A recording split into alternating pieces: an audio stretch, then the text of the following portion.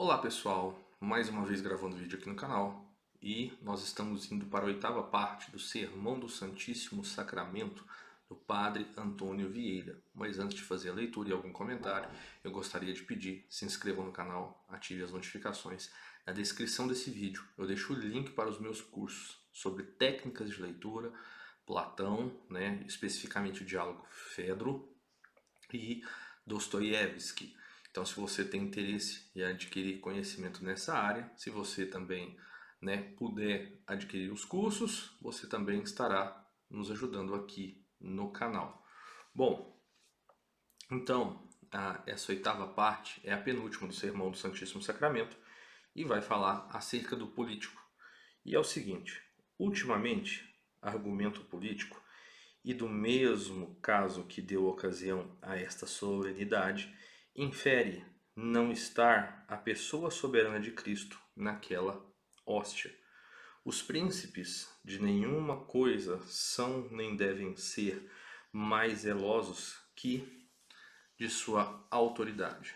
Já arriscar e expor a soberania da própria pessoa a poder vir às mãos dos seus inimigos, antes perderá um príncipe a vida e 1000 vidas que consentir tal afronta. E se não, lembrem-se a fé do primeiro rei de Israel. Perdida a batalha dos montes de Gilboé contra os filisteus, achava-se Saul tão mal ferido que nem podia se retirar nem defender. E que resolução tomou neste caso? Tira-me por esta espada, disse ao seu pajem de lança, e mate-me. Aqui está a citação de 1 Reis 31, 4. Porque não venham, para que não venham, ou porque não venham, conforme a tradução, estes infiéis, e me tirem a vida, perdendo-me o respeito. Pelo respeito e pela autoridade o havia, e não pela vida, pois se mandava matar. Não teve ânimo o criado para o executar, e lançando-se o mesmo Saul sobre a ponta de sua espada, caiu morto por não cair nas mãos de seus inimigos. Assim estimam os príncipes e assim devem estimar mais a autoridade que a vida. Pois, se tanto preço tem na estimação dos monarcas supremos a autoridade e soberania de suas pessoas, se antes quer um rei generoso tirar-se a vida por suas mãos, que pode vir a seus inimigos,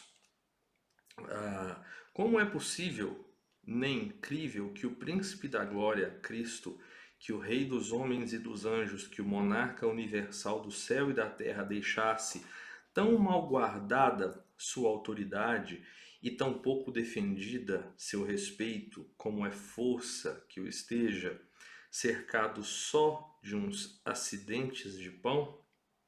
Como é possível, nem crível, que deixasse tão arriscada e exposta a majestade divina de sua pessoa a cair nas mãos infiéis e sacrílegas de seus inimigos, como publicam as memórias deste dia e ocasião em nome destes desagravos? Há outros argumentos, respondi pela razão com que estudei.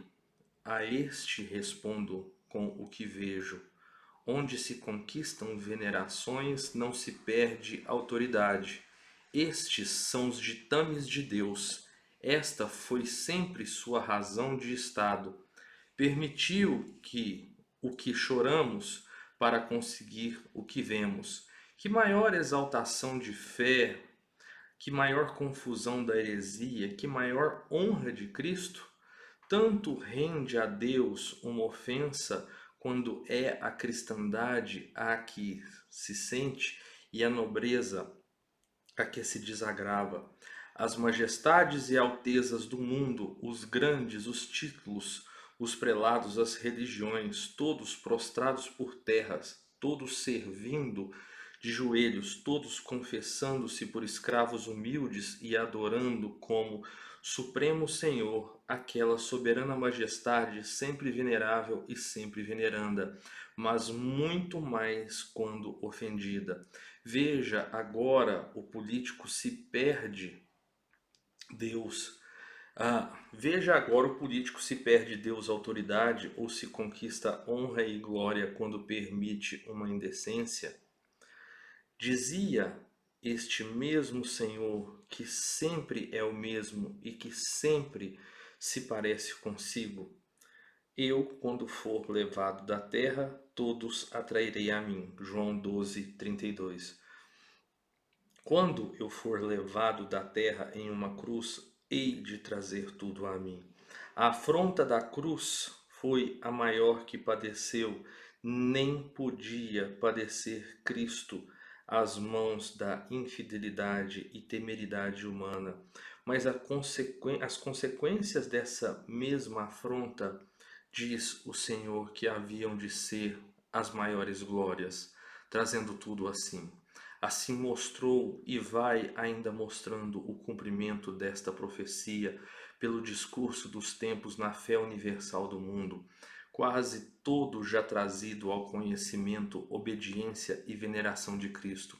Mas se quisermos apertar mais a significação e energia daquele se exaltados fores na terra, nos obséquios de José e Nicodemos, se verificou na mesma cruz.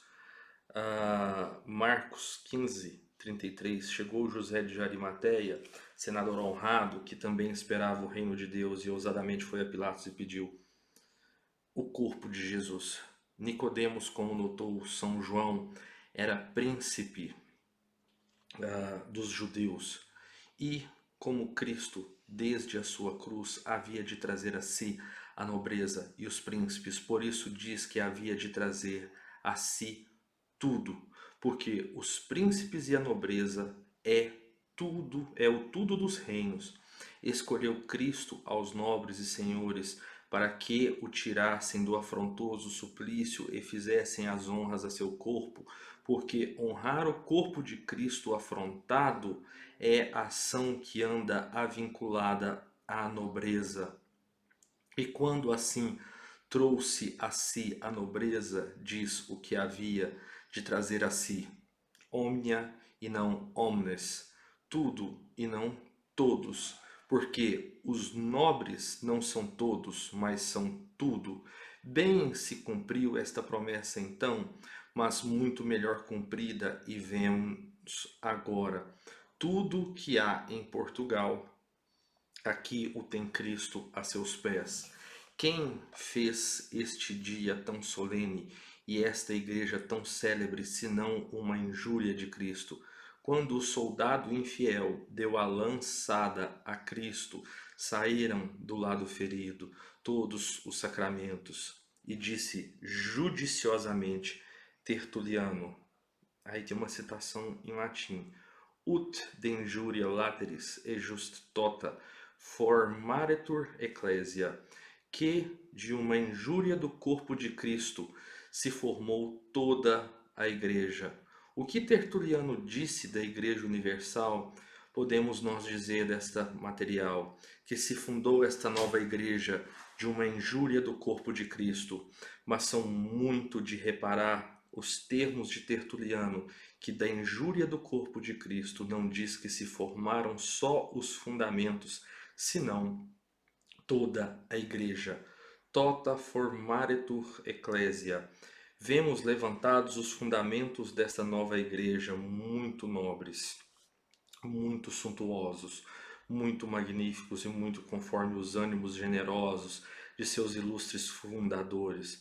Mas sente muito a piedade cristã e portuguesa ver a fábrica parada há tantos anos, quando no interrompido ou ameaçado desta obra se pudera presumir descuido, assaz desculpado ficava com a variedade e de estreiteza dos tempos. Mas quando esta estreiteza é mais pública e conhecida, Tanto maior louvor merece o novo e o presente zelo, com que se trata de levar a fábrica por diante e não parar até se pôr em sua perfeição, sendo o primeiro exemplo de sua majestade, que Deus nos guarde, cuja real liberdade quer ter uma grande parte nesta obra, como em todas as de piedade. Os tempos parece que estão pedindo que se edifiquem antes muros e castelos que templos, mas esse privilégio tem nomeadamente os templos do Santíssimo Sacramento, que são as melhores fortificações do reino. Edificou a divina sabedoria um templo. Provérbios 9:1. A sabedoria já edificou a sua casa, já lavrou as suas 7 colunas. Dedicou a este templo o Santíssimo Sacramento. E o que seguiu daí? Os que serviam naquele templo, como os que servem neste, era com o nome de escravos, e esses escravos mandou o Senhor que chamassem para a fortaleza e para os muros da cidade. Pois como o que se edificou era templo ao Santíssimo Sacramento, e o recado com os que se convoca a gente para o templo, dizia que viesse para os muros e para as fortalezas da cidade. Sim, os templos do Santíssimo Sacramento são os mais fortes muros, são as mais inexpugnáveis fortalezas das cidades e dos reinos. Edifique-se, leve-se por diante esta fábrica, que ela era, que ela será os mais fortes muros de Lisboa. Ela será a mais inexpugnável fortaleza de Portugal e acabará por conhecer o político a razão de Estado de Deus, que quando se expõe a cair nas mãos de seus inimigos, é para mais nos defender dos nossos e para fundar sobre as injúrias o edifício das suas glórias, aprendendo e confessando na política deste Altíssimo Conselho de Cristo a verdade secretíssima e sacratíssima daquele veri et cibus, veri et postus. Aqui nós terminamos então a 8ª parte do Sermão do Santíssimo Sacramento do Padre Antônio Vieira.